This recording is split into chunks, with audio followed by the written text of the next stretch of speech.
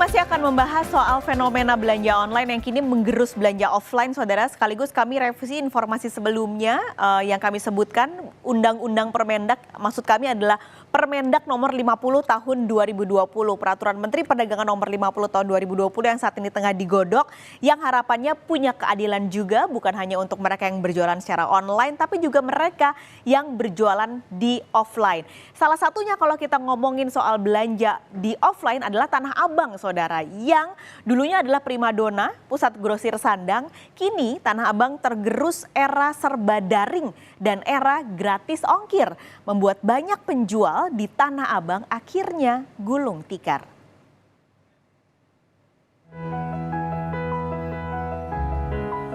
Inilah kondisi terkini Tanah Abang yang dikenal sebagai pusat grosir pakaian terbesar di Asia Tenggara, kini semakin lengang.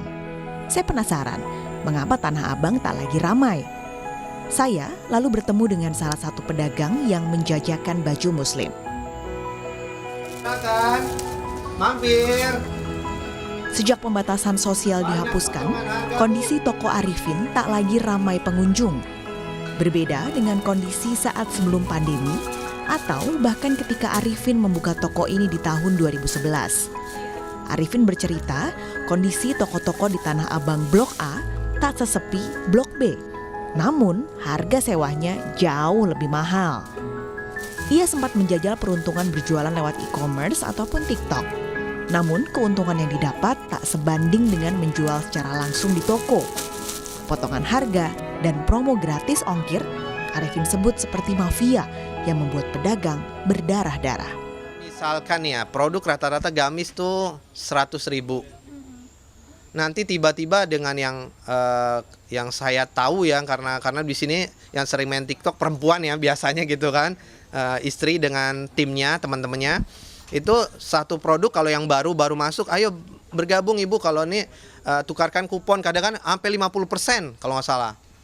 Nah, jadi untuk pembeli pertama alasannya, atau ntar gratis ongkir, berapa lagi baju. Yang kami takutkan nanti kalau belanja yang offline berikutnya, dia datang ke toko, bisakah dijual dengan harga segitu?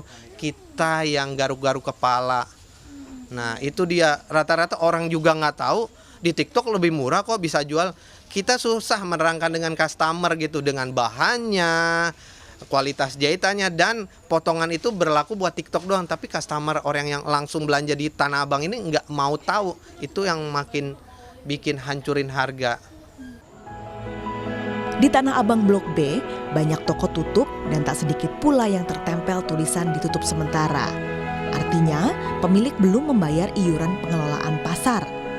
Namun masih ada segelintir pedagang yang masih bertahan mencoba mencari peruntungan dengan berjualan offline di Tanah Abang. Sekarang ya dibilang apa ya, sepinya minta ampun gitu kan. Kalau waktu-waktu sekarang cari pelaris aja susah Kak. Ini ya. Mulai sepinya tuh dari kapan Pak? Semenjak habis corona aja. Kalau mungkin kalau waktu-waktu corona gitu kan, orang-orangnya masih ada ya buat modal gitu kan, simpanan.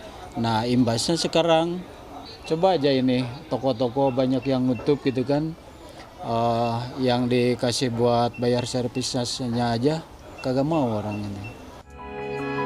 Para pedagang mensinyalir salah satu faktor sepinya jualan offline adalah karena promo gratis ongkos kirim alias gratis ongkir yang banyak diberikan jualan daring. Bagaimana sebenarnya keadaan daripada pedagang di Tanah Abang ini, terkhususnya dari